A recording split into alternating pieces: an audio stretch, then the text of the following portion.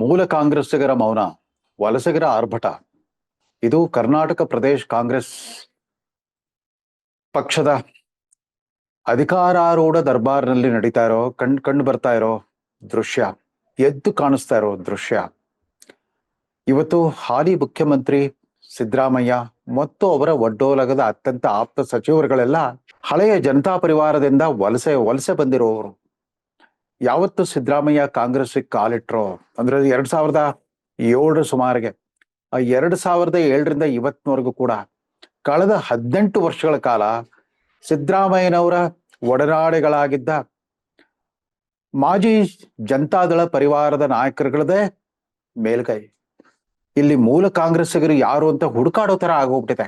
ಉಪಮುಖ್ಯಮಂತ್ರಿ DK ಶಿವಕುಮಾರ್ ರವರ ಆರ್ಭಟ ಅಬ್ಬರ ಇಲ್ದೆ ಹೋಗಿದ್ರೆ ಮೂಲ ಕಾಂಗ್ರೆಸ್ಸಿಗರೆಲ್ಲ ಇಷ್ಟೊತ್ತಿಗೆ ಅದೃಶ್ಯರಾಗ್ಬಿಡ್ತಾ ಇದ್ರೆ ಏನೋ. ಅದ್ಯಾಕೋ 1985ರ ದಶಕದಿಂದ, ಅದಕ್ಕೂ ಪೂರ್ವದಿಂದನೇ ಶ್ರೀಮತಿ ಇಂದಿರಾ ಗಾಂಧಿ ಅವರ ಕಾಲದಿಂದ ಕೂಡ ನಿಷ್ಠಾವಂತ ಕಾಂಗ್ರೆಸ್ಸಿಗನಾಗಿ ಅತ್ಯಂತ ಆಕ್ರಮಣಕಾರಿ ವ್ಯಕ್ತಿತ್ವವನ್ನು ಉಳಿಸ್ಕೊಂಡು ಬಂದಿರೋ DK ಶಿವಕುಮಾರ್ ಇಲ್ದೆ ಹೋಗಿದ್ರೆ ಮೂಲ ನಿವಾಸಿಗರು ಎಲ್ಲಿ ಅಂತ ಹುಡುಕ್ಬೇಕಾಗಿತ್ತು ಅಂತ ಕಾಣುತ್ತೆ. ಸಿದ್ದರಾಮಯ್ಯ 2007ರಲ್ಲಿ ಕಾಂಗ್ರೆಸ್ಗೆ ಕಾಲಿಟ್ಟಿದ್ದರಿಂದಲೇ ಅಗ್ರಪಟ್ಟಕ್ಕಾಗಿ ಅವರು ಹಕ್ಕೊತ್ತಾಯ ಮಾಡ್ತಾ ಬಂದ್ರು. ತಮ್ಮದೇ ಆದ ರೀತಿಯ ತಂತ್ರ ಪ್ರತಿತಂತ್ರಗಳನ್ನ ಬಳಸ್ತಾ ಬಂದ್ರು. 2008ರ ಅಸೆಂಬ್ಲಿ ಚುನಾವಣೆ ನಡೆದಾಗ ತನಗ್ಯಾಕೆ ವಿರೋಧ ಪಕ್ಷದ ನಾಯಕನ ಮಾಡ್ಲಿಲ್ಲ ಅಂತ ಆವತ್ತು ವಿರೋಧ ಪಕ್ಷದ ನಾಯಕ ಮತ್ತು KPCC ಅಧ್ಯಕ್ಷರಾಗಿದ್ದ ಮಲ್ಲಿಕಾರ್ಜುನ್ ಖರ್ಗೆ ಅವರ ವಿರುದ್ಧ ಸಿಡಿದೆದ್ರು. ಆದ್ರೆ ಅವರ ಸಿಡುಕು ಹೊರಗೆಲ್ಲೂ ಕಾಣಿಸ್ಲಿಲ್ಲ. ಭೂಗತರಾಗಿದ್ಕೊಂಡೇ ಒಂದು ಮೌನ ಪರಿವರ್ತನೆಯನ್ನ ತಂದ್ಬಿಟ್ರು. 2009ರ ಲೋಕಸಭಾ ಚುನಾವಣೆ ಅಷ್ಟೊತ್ತಿಗೆ ಖರ್ಗೆ ಅವರನ್ನ ಕೇಂದ್ರ ಕಾಂಗ್ರೆಸ್ ಹೈಕಮಾಂಡೇ ನೀವು ರಾಜ್ಯ ರಾಜಕಾರಣ ಬೇಡ, ಕೇಂದ್ರಕ್ಕೆ ಬನ್ನಿ ಅಂತ ಕಲಬುರಗಿ ಲೋಕಸಭಾ ಕ್ಷೇತ್ರದಿಂದ ಅವ್ರನ್ನ ಗೆಲ್ಲಿಸ್ಕೊಂಡು ಕೇಂದ್ರದಲ್ಲಿ ಮಂತ್ರಿ ಮಾಡ್ಬಿಟ್ರಲ್ಲ. ಒಮ್ಮೆ ದಿಲ್ಲಿ ದರ್ಬಾರ್ನಲ್ಲಿ ಮಲ್ಲಿಕಾರ್ಜುನ್ ಖರ್ಗೆ ಪ್ರತಿಷ್ಠಾಪನೆಗೊಂಡ ದಿನದಿಂದ ಸಿದ್ದರಾಮಯ್ಯ ದರ್ಬಾರ್ ಶುರುವಾಯಿತು. ಸಿದ್ದರಾಮಯ್ಯ ದರ್ಬಾರು ಅಂತಂದ್ರೆ 2008ರಿಂದ 2013ರವರೆಗೂ ವಿರೋಧ ಪಕ್ಷದ ರಾಜಕಾರಣ ಕೂಡ ಸಿದ್ದರಾಮಯ್ಯನವರ ನಾಯಕತ್ವದಲ್ಲೇ. ಸಿದ್ದರಾಮಯ್ಯ ಹೇಳ್ದಾಗೆ ಕಾಂಗ್ರೆಸ್ ಎಲ್ಲರೂ ಹಿಂಬಾಲಿಸಕ್ಕೆ ಶುರು ಮಾಡಿದ್ರು. ಜನತಾ ಪರಿವಾರದಿಂದ ಅವರು ಪಡೆದುಕೊಂಡು ಬಂದ ಆ ಅಹಿಂದ ರಾಜಕಾರಣದ ಪ್ರಭಾವಳಿಯೇ ತದನಂತರ ದಿನಗಳಲ್ಲಿ ಕಾಂಗ್ರೆಸ್ ರಾಜಕಾರಣವನ್ನ ಮುನ್ನಡೆಸ್ಲಿಕ್ಕೆ ಶುರು ಮಾಡಿತು. ಸಿದ್ದರಾಮಯ್ಯ ಅಂತಂದ್ರೆ ಅವರ ದರ್ಬಾರ್ನಲ್ಲಿ ಡಾಕ್ಟರ್ HC ಮಹದೇವಪ್ಪ, ಪಿರಿಯಾಪಟ್ನ ವೆಂಕಟೇಶ್, ಅದಷ್ಟೇ ಅಲ್ಲ ಈ ಬಸವರಾಜ ರಾಯರೆಡ್ಡಿ, BR ಪಾಟೀಲ್ ಇವ್ರಿಗೆಲ್ಲ ಆಗ P ಕೋದಂಡರಾಮಯ್ಯ ಅಂತ ಮಾಜಿ ಲೋಕಸಭಾ ಸದಸ್ಯರು ಕೂಡ ಇದ್ರು. ನಿವೃತ್ತ IPS ಅಧಿಕಾರಿ. ಅವರು ಸ್ವಲ್ಪ ಕೊಂಚ ಹಿಂಬದಿಗೆ ನೇಪಥ್ಯಕ್ಕೆ ಸರಿದು ಬಿಟ್ರು. ಸೊ ಹೀಗಾಗಿ ಸಿದ್ದರಾಮಯ್ಯ ಇದ್ದಲ್ಲಿ ಜನತಾ ಪರಿವಾರದವರೇ, ಮಾಜಿ ಜನತಾ ಪರಿವಾರದವ್ರದೇ ದರ್ಬಾರ್ ಅನ್ನೋ ರೀತಿಯಲ್ಲಿ ಸಾಗಿ ಬಂದಿದೆ ಸಿದ್ದರಾಮಯ್ಯನವರ ರಥ. 2013ರಿಂದ 2018ರ ಅವಧಿಯಲ್ಲೂ ಕೂಡ ಎಲ್ಲಿ ನೋಡಿದ್ರಲ್ಲಿ ಈ ಮಾಜಿ ಜನತಾ ಪರಿವಾರದ ನಾಯಕರುಗಳದ್ದೇ ದರ್ಬಾರ್ ಇತ್ತು.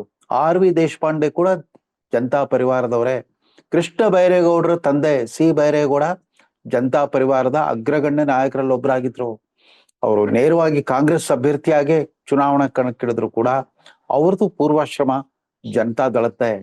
ಯಾಕೆ ಹೀಗೆ? ಅಷ್ಟೇ ಅಲ್ಲ, ಸಿದ್ದರಾಮಯ್ಯನವ್ರಿಗೆ ಅತ್ಯಂತ ಆಪ್ತರಾಗಿದ್ಕೊಂಡು ತದನಂತರ ದೂರ ಸರಿದ ಮುಸ್ಲಿಂ ನಾಯಕ CM ಇಬ್ರಾಹಿಂ ಕೂಡ ಮೂಲ ಜನತಾ ಪರಿವಾರದವ್ರು. ಅಷ್ಟೇ ಅಲ್ಲ, ದೇವೇಗೌಡರು ಪ್ರಧಾನಿಯಾಗಿದ್ದಾಗ ದಿಲ್ಲಿ ದರ್ಬಾರ್ನಲ್ಲಿ ವಿಜೃಂಭಿಸಿದ್ದೆ ಈ CM ಇಬ್ರಾಹಿಂ.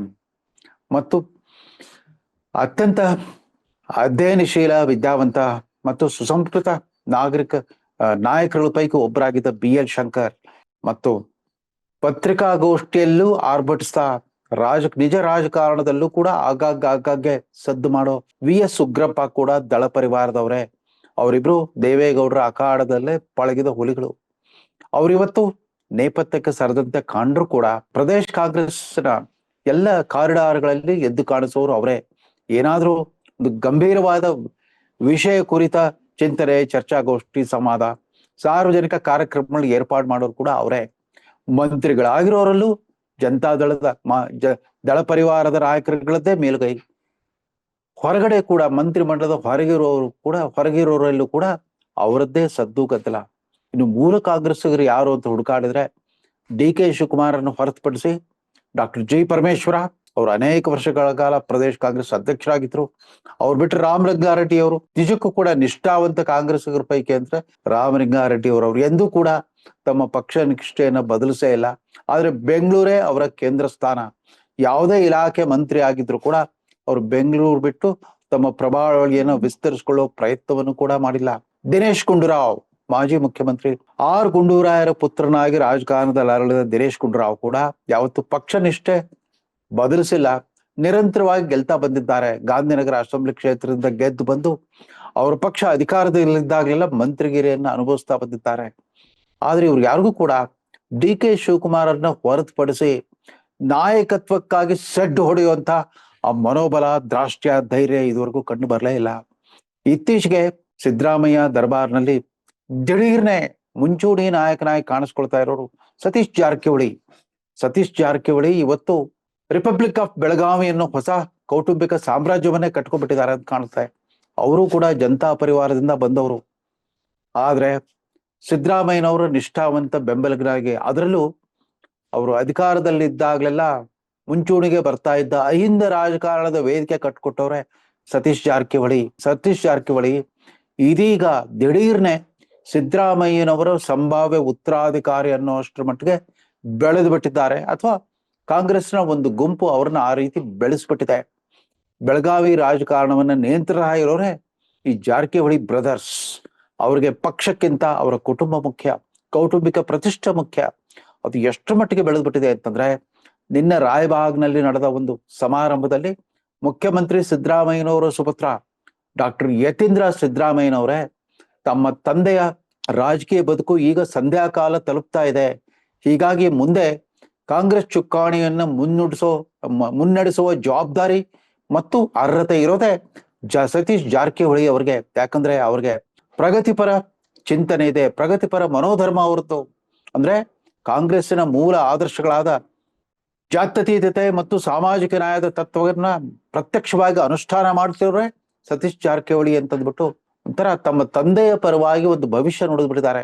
ಅಂದ್ರೆ ಇನ್ ಮುಂದೆ ಕಾಂಗ್ರೆಸ್ನ ಯಜಮಾನಿಕೆ ಏನೂ ಇದ್ರೂ ಕೂಡ ಮೂಲ ನಿವಾಸಿಗಳಿಗಿಂತ ಜನತಾದಳ ಪರಿವಾರದಿಂದ ವಲಸಿಗರದ್ದೇ ಮೇಲ್ಗೈ ಅನ್ನೋ ರೀತಿಯಲ್ಲಿ ಅವರು ಮಾತಾಡಿದ್ದಾರೆ. ಈ ದಿಢೀರ್ನೆ ತಾವು ಆಡಿದ ಮಾತಿನ ಪರಿಣಾಮವನ್ನ ಗಮನಿಸ್ಬಿಟ್ಟು ಎಚ್ಚೆತ್ಕೊಂಡ್ಬಿಟ್ಟು ಏನೇನು ಸಮಜಾಯಿಷಿ ಕೊಡ್ಲಿಕ್ಕೆ ಹೋದ್ರು. ಇಲ್ಲ, ನಮ್ಮ ತಂದೆಯವರು ತಕ್ಷಣವೇ ಏನು ರಿಟೈರ್ ಆಗಲ್ಲ, 2028ರವರೆಗೆ ಇರ್ತಾರೆ. ತದನಂತರ ಮುಂದೆ ಅವರ ಉತ್ತರಾಧಿಕಾರಿ ಉತ್ತರಾಧಿಕಾರಿ ಆಗೋರ ಪೈಕಿ ಪ್ರಗತಿಪರ ಧೋರಣೆ ಮತ್ತು ಸಿದ್ಧಾಂತ ಉಳ್ಳವರೇ ಆಗ್ಬೇಕು ಅಂತ ನನ್ನ ಅಪೇಕ್ಷೆ ಅಂತ ಹೇಳಿದ್ರು. ಅದೆಲ್ಲ ಸರಿ. ಯಾಕೆ ಮೂಲ ಕಾಂಗ್ರೆಸ್ಸಿಗರಿಗೆ ಈ ಕಾಂಗ್ರೆಸ್ಸಿನ ಅವಳಿ ಆದರ್ಶಗಳ ಬಗ್ಗೆ ಕಾಳಜಿ ಇಲ್ವಾ? ಅವ್ರಿಗೆ ನಿಷ್ಠೆ ಇಲ್ವಾ? ಈ G Parameshwara, D K Shivakumar, Ramalinga Reddy, Dinesh Gundu Rao ಇವ್ರು ಯಾವತ್ತೂ ಕೂಡ ಪಕ್ಷ ನಿಷ್ಠೆ ಬದಲಿಸ್ಲಿಲ್ಲ. ಅಲ್ಲಿ ಇಲ್ಲಿ ಸಂಚಾರ ಮಾಡಿ ಕೊನೆಗೂ ಕಾಂಗ್ರೆಸ್ಸಿಗೆ ಬಂದವರಲ್ಲ. ಆದ್ರೆ ಅದ್ಯಾಕೋ ಸಿದ್ದರಾಮಯ್ಯನವರ ಪ್ರಭಾವಳಿ ಎದುರಿಗೆ ಮಂಕಾಗಿ ಕಾಣಿಸ್ತಾರೆ. ಸಿದ್ದರಾಮಯ್ಯ ಮಾಸ್ ಲೀಡರ್ ಅಂತ ಅನ್ಸ್ಕೊಂಡಾಗಿಂದ ಮತ್ತೊಬ್ರು ಯಾರು ಕೂಡ ಮಾಸ್ ಲೀಡರ್ ಅನ್ಸ್ಕೊಳ್ಲಿಕ್ಕೆ ಆಗಿಲ್ಲ. ಎಷ್ಟರ ಮಟ್ಟಿಗೆ ಅಂತಂದ್ರೆ, ಅಖಿಲ ಭಾರತ ಕಾಂಗ್ರೆಸ್ ಅಧ್ಯಕ್ಷರಾಗಿ ಪೀಠಾರೋಹಣ ಮಾಡಿದ ನಂತರವೂ ಕೂಡ ಮಲ್ಲಿಕಾರ್ಜುನ ಖರ್ಗೆ ಅವರನ್ನು ಕೂಡ ಸ್ಥಳೀಯ ಕಾಂಗ್ರೆಸ್ ಕಾರ್ಯಕರ್ತರುಗಳು ಮಾಸ್ ಲೀಡರ್ ಅಂತ ಗುರುತಿಸ್ತಾ ಇಲ್ಲ. ಬಹುಶಃ ಇದೇ ಕಾರಣಕ್ಕೆ ಏನು ಹಿರಿಯ ಮಲ್ಲಿಕಾರ್ಜುನ ಖರ್ಗೆ ಅವರು ಸಾಧಿಸಲಿಕ್ಕೆ ಆಗದೆ ಇದ್ದದನ್ನ ಈ ಮರಿ ಖರ್ಗೆ, ಸಚಿವ ಪ್ರಿಯಾಂಕ್ ಖರ್ಗೆ ಇದೀಗ ತಮ್ಮನ್ನು ತಾವು ಪರ್ಯಾಯ ನಾಯಕತ್ವದ ಸಂಭಾವ್ಯ ಅಭ್ಯರ್ಥಿ ಅಂತ ಬಿಂಬಿಸ್ಕೊಳ್ತಿದ್ದಾರೆ ಅಂತ ಕಾಣುತ್ತೆ. ಅವ್ರೀಗ ಹುಟ್ಟಿ ಹಾಕಿರೋ RSS ವಿರೋಧಿ ಒಂದು ಅಭಿಯಾನ ಏನಿದೆ, RSSಗೆ ಕಡಿವಾಣ ಹಾಕಬೇಕು, RSS ಚಟುವಟಿಕೆಗಳನ್ನ ನಿಯಂತ್ರಿಸ್ಬೇಕು. RSS ಕುರಿತಂತೆ ಇವತ್ತು ಒಬ್ಬ ಸ್ಪೆಷಲಿಸ್ಟ್ ಚಿಂತಕನ ತರ ವರ್ತಿಸ್ತಾ ಇದ್ದಾರೆ ಪ್ರಿಯಾಂಕಾ ಖರ್ಗೆ. ಬಹುಶಃ ಪ್ರಿಯಾಂಕಾ ಖರ್ಗೆ ಅವರು ಒಬ್ಬರಿಂದ ಈ ಮೂಲ ನಿವಾಸಿಗಳ ಪರ ಒಂದು ಧ್ವನಿ ಹೊರಹೊಮ್ತಾ ಇದೆ ಅಂತ ಕಾಣುತ್ತೆ. ಅವರು ತಮ್ಮ ಚಿತ್ತಾಪುರ್ ಕ್ಷೇತ್ರದಲ್ಲೇನೆ RSS ವಿರೋಧಿ ರಾಜಕಾರಣದ ಬೀಜಗಳನ್ನ ಬಿತ್ತಿ ಪೈರು ಕಟಾವು ಮಾಡೋ ಸ್ಥಿತಿಗೆ ಬಂದ್ಬಿಟ್ಟಿದ್ದಾರೆ. ದಿನನಿತ್ಯ ಲೀಲಾಜಾಲವಾಗಿ RSS ವಿರುದ್ಧ ಒಂದಿಲ್ಲ ಒಂದು ಆಕ್ಷೇಪ ಎತ್ತಾ ಇರೋ ಈ ಪ್ರಿಯಾಂಕ ಖರ್ಗೆ ಅದ್ಯಾಕೋ ಭಾರತೀಯ ಜನತಾ ಪಕ್ಷ ಮತ್ತು ಪ್ರಧಾನಿ ನರೇಂದ್ರ ಮೋದಿ ಅವರ ವಿರುದ್ಧ ನೇರ ವಾಗ್ದಾಳಿ ಮಾಡ್ತಾ ಇಲ್ಲ. ಅವ್ರದ್ದೇನೇ ಇದ್ರು ಕೂಡ ಗೆರಿಲ್ಲಾ ವಾರ್ ತರ ನಡೀತಾ ಇದೆ. ಈ ಪ್ರಿಯಾಂಕಾ ಖರ್ಗೆ ಸದ್ದು ಮಾಡದೆ ಹೋಗಿದ್ರೆ ಅವ್ರ ಜೊತೆಗೆ ಹಲವಾರು ತಲೆಮಾರು ಹಿರಿಯ ನಾಯಕರಾಗಿರೋ BK ಹರಿಪ್ರಸಾದ್ ಅವ್ರ ಜೊತೆಗೆ ದನಿಗೂಡಿಸದೆ ಹೋಗಿದ್ರೆ ಮೂಲ ಕಾಂಗ್ರೆಸ್ಸಿಗರ ಧ್ವನಿಯಲ್ಲಿ ಅಂತ ನಾವು ಹುಡುಕಾಡ್ಬೇಕಾಗ್ತಿತ್ತು ಅಂತ ಕಾಣುತ್ತೆ. ಅದೇನೇ ಇರಲಿ, ಕಾಂಗ್ರೆಸ್ ಇವತ್ತು ಒಂದು ಕವಲುದಾರಿಯಲ್ಲಿ ಬಂದು ನಿಂತಿದೆ. ಭವಿಷ್ಯದಲ್ಲಿ ಕರ್ನಾಟಕದ ಮಟ್ಟಿಗೆ ಕಾಂಗ್ರೆಸ್ನ ಯಜಮಾನಿಕೆ ಯಾರದ್ದು ಅಂತ ಕೇಳಿದಾಗ ಅದು ಕೇವಲ ಡಿ ಕೆ ಶಿವಕುಮಾರ್ ಮತ್ತು ಸಿಎಂ ಸಿದ್ದರಾಮಯ್ಯನವರ ನಡುವಿನ ಪರಸ್ಪರ ಅಧಿಕಾರ ಗದ್ದಿಗೆ ಕಾಳಗೆ ಮಾತ್ರವಲ್ಲ, ಮೂಲ ಕಾಂಗ್ರೆಸ್ಸಿಗರು ಮತ್ತು ವಲಸಿಗ ಕಾಂಗ್ರೆಸ್ಸಿಗರ ನಡುವಿನ ದೊಡ್ಡ ಜಟಾಪಟಿ ಆಗೋ ಸಾಧ್ಯತೆ ಇದೆ. ಅವರು ಅಧಿಕಾರವಿದ್ದಾಗ ಕಾಂಗ್ರೆಸ್ ಅಂತಾರೆ, ಅಧಿಕಾರ ಇಲ್ಲದೆ ಇದ್ದಾಗ ಅಹಿಂದ ಅಂತಾರೆ. ಇದು ವಲಸಿಗ ಕಾಂಗ್ರೆಸ್ಸಿಗರ ಜಾಯಮಾನ. ಅವರು ದೇವೇಗೌಡರ ವಿರುದ್ಧ ಸೆಡ್ ಹೊಡೆದಾಗಿನಿಂದ ಈ ಅಹಿಂದ ರಾಜಕಾರಣವನ್ನ ಚಾಲ್ತಿಗೆ ತಂದಿದ್ದಾರೆ ಸಿದ್ದರಾಮಯ್ಯ. ಸಿದ್ದರಾಮಯ್ಯನವರ ನಂತರ ಅಹಿಂದ ಇರುತ್ತಾ? ಬಹುಶಃ ಅಹಿಂದ ರಾಜಕಾರಣದ ವಾರಸುದಾರ ಕೂಡ ಈ ಸತೀಶ್ ಜಾರಕಿಹೊಳಿ ಅನ್ನೋ ರೀತಿಯಲ್ಲಿ ಬಿಂಬಿಸ್ಲಿಕ್ಕೆ ಶುರು ಮಾಡಿಬಿಡ್ತಾರೆ. ಮಾಧ್ಯಮಗಳಲ್ಲೂ ಕೂಡ ಈ ಬಗ್ಗೆ ಚರ್ಚೆ ಶುರುವಾಗಿದೆ. ಅದೇನೇ ಇರಲಿ, ಈ ಜಾರಕಿಹೊಳಿ ಸಹೋದರರು ಪಕ್ಷ ನಿಷ್ಠೆಗಿಂತ ತಮ್ಮ ಕೌಟುಂಬಿಕ ಪ್ರತಿಷ್ಠೆಯನ್ನೇ ಮುಖ್ಯವಾಗಿ ಇಟ್ಕೊಂಡಿರೋದ್ರಿಂದ ಅದು ನಿಜವಾದ ಪ್ರಜಾಪ್ರಭುತ್ವ ಅಂತ ಕೇಳ್ಬೇಕಾಗತ್ತೆ. ಈಗಾಗಲೇ ಬೆಳಗಾವಿ ಜಿಲ್ಲೆ ರಾಜಕಾರಣವೇ ವಿವಿಧ ಪಕ್ಷಗಳ ಪ್ರತಿಷ್ಠಿತ ರಾಜಕೀಯ ಕುಟುಂಬಗಳ ನಡುವಿನ ಪೈಪೋಟಿ ಆಗೋಗ್ಬಿಟ್ಟಿದೆ. ಮೊದಲೆಲ್ಲ ಅಲ್ಲಿ ಕೋರೆ ಕುಟುಂಬ, ಕತ್ತಿ ಕುಟುಂಬ ಮತ್ತು ಶಂಕರಾನಂದ ಕುಟುಂಬ, ವಿ ಎಲ್ ಪಾಟೀಲ್ ಕುಟುಂಬ ಅಂತ ಇರ್ತಾ ಇದ್ವು. ಇದೀಗ ಜಾರಕಿಹೊಳಿ ಕುಟುಂಬ ಮುಂಚೂಣಿಗೆ ಬಂದಿದೆ. ಅದರ ಜೊತೆಗೆ ಕತ್ತಿ ಕುಟುಂಬ ಸದ್ದು ಮಾಡ್ತಾ ಇದೆ. ಇತ್ತೀಚಿನ ಕೌಟುಂಬಿಕ ಪ್ರತಿಷ್ಠೆ ಅಂತಂದ್ರೆ ಗೃಹ ಯೋಜನೆಯ ಸಚಿವೆ ಲಕ್ಷ್ಮಿ ಹೆಬ್ಬಾಳ್ಕರ್ ಕುಟುಂಬ ಕೂಡ ಈ ಸ್ಪರ್ಧಾ ಕಣಕ್ಕೆ ಕಾಲಿಟ್ಟುಬಿಟ್ಟಿದೆ. ಅವರು ಮಂತ್ರಿ ಆದ ಕೆಲವೇ ದಿವಸಗಳಲ್ಲಿ ತಮ್ಮ ಸಹೋದರನನ್ನ MLC ಮಾಡಿದ್ರು. ಅದಾದ ನಂತರ ತಮ್ಮ ಮಗನನ್ನ ಲೋಕಸಭಾ ಸದಸ್ಯನನ್ನಾಗಿ ಮಾಡ್ಲಿಕ್ಕೆ ಹೊರಟುಬಿಟ್ಟು ಸ್ವಲ್ಪ ಹಿನ್ನಡೆ ಅನುಭವಿಸಿದ್ದಾರೆ. ಆದ್ರೂ ಕೂಡ ಉಪಮುಖ್ಯಮಂತ್ರಿ ಡಿ ಕೆ ಶಿವಕುಮಾರ್ ಅವರ ರಾಯಭಾರಿ ತರ ಬೆಳಗಾವಿ ಜಿಲ್ಲೆಯಲ್ಲಿ ಪ್ರತಿಷ್ಠಾಪನೆಗೊಂಡಿರುವ ಲಕ್ಷ್ಮಿ ಹೆಬ್ಬಾಳ್ಕರ್ ಕೂಡ ತಮ್ಮದು ಒಂದು ರಿಪಬ್ಲಿಕ್ ಸ್ಥಾಪನೆ ಪ್ರಯತ್ನದಲ್ಲಿದ್ದಾರೆ. ನೋಡಿ, ಕಾಂಗ್ರೆಸ್ ವಿವಿಧತೆಯಲ್ಲಿ ಏಕತೆ ಅಂತ ನಾವು ರಾಷ್ಟ್ರದ ಬಗ್ಗೆ ಹೇಳಿದ್ರೆ, ಕರ್ನಾಟಕದ ಪ್ರದೇಶ ಕಾಂಗ್ರೆಸ್ಸಿನ ಮಟ್ಟಿಗೆ ಅನೇಕ ರೀತಿಯ ವೈವಿಧ್ಯತೆ ಇಲ್ಲಿ, ಹಲವಾರು ಪವರ್ ಸೆಂಟರ್ಗಳು, ಹಲವಾರು ಶಕ್ತಿ ಕೇಂದ್ರಗಳು. ಅಂದ್ರೆ ಪಕ್ಷಕ್ಕಿಂತಲೂ ವ್ಯಕ್ತಿ ಪ್ರತಿಷ್ಠೆಯೇ ಮುಖ್ಯ ಅನಿಸ್ತಾ ಇರೋ ಒಂದು ವಾತಾವರಣದಲ್ಲಿ ಸೃಷ್ಟಿ ಆಗ್ತಾ ಇದೆ. ಒಟ್ಟಾರೆ ಕಾಂಗ್ರೆಸ್ನಲ್ಲಿರೋ ಕಾಂಗ್ರೆಸ್ ಕಾರ್ಯಕರ್ತರುಗಳೆಲ್ಲ ಇನ್ ಮುಂದೆ ಕಾರ್ಯಕರ್ತರಾಗಿ ಉಳಿತಾರೆ.